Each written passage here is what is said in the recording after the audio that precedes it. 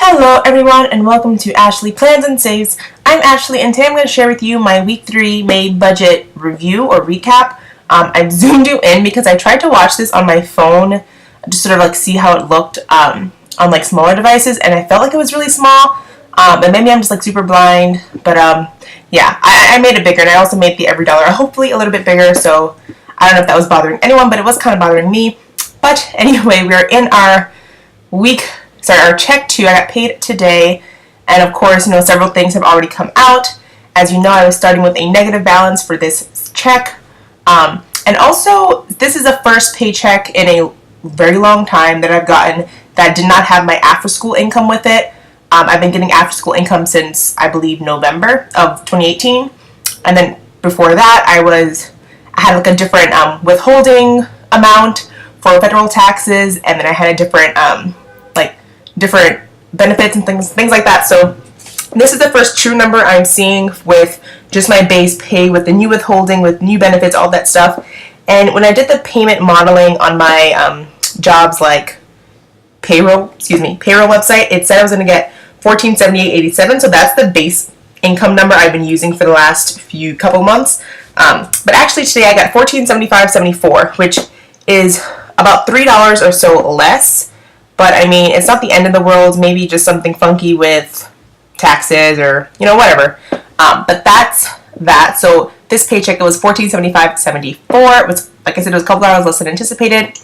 Still set aside my $450 for my rent payment. Still contributed $225 to my Roth IRA, and I did go ahead and make my portion of the electricity bill payment. My roommate will take care of the rest.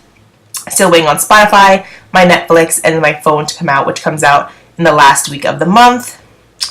In my spending, I was very good at decreasing my spending category, because really this is the only category that I'm willing to be flexible on, or that flexible on. So in light of being with a negative balance going into the paycheck, I knew I was going to decrease my grocery budget, and with a little bit of leftovers and also just like some crafty, maybe cheaper meals, I only spent $38.94 at Trader Joe's. And if you want to see what I got in my meal plan for this week of spending, then hopefully, not even hopefully, you know what, I'm going to say it.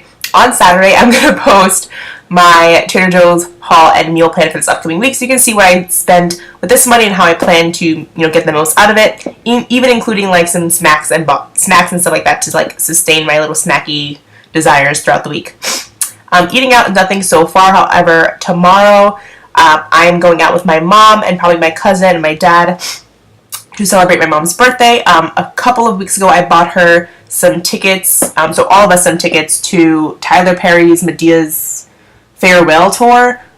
It's playing at I believe Radio City Music Hall in New York City. And so probably when I meet up with them, we're going to do like a quick meal before, because we have to get there by 7, and I don't anticipate her leaving work that early. So maybe we'll go to like Chipotle or Panera or something like quick, eat that. And then also I have a dentist appointment in Queens on Saturday, so I'll have to pay to go home that Friday night, and then pay to return back to my apartment on Saturday afternoon. And then maybe, I don't know, eat something there. I hope I don't. I'm planning to eat lunch at home because it's a 10:30 a.m. appointment. So I really should be home by like 1 o'clock or so, or 1 or 2 o'clock.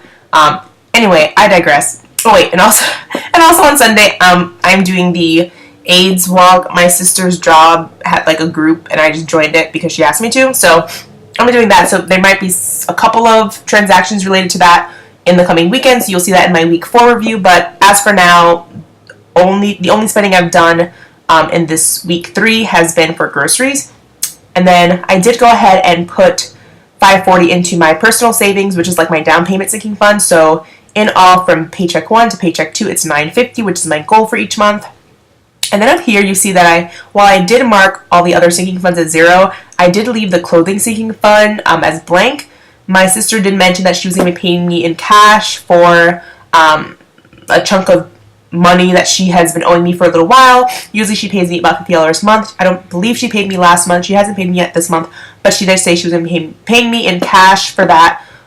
for actually the last 2 months plus next month. So if that is the case, then I'm going to use that cash to add to my clothing sinking fund, and then also just buy some shorts and some new shirts and a couple of dresses, maybe a new pair of sandals, and stuff like summery stuff, just sort of plan for my trips that I'm going to be taking, like family trips and like friend trips, in maybe June and July and August. So I left that blank. We'll see how the next 2 weeks goes. But yeah, right now I have $146.30 left in my checking account to get me through the next 2 weeks, which, is sufficient.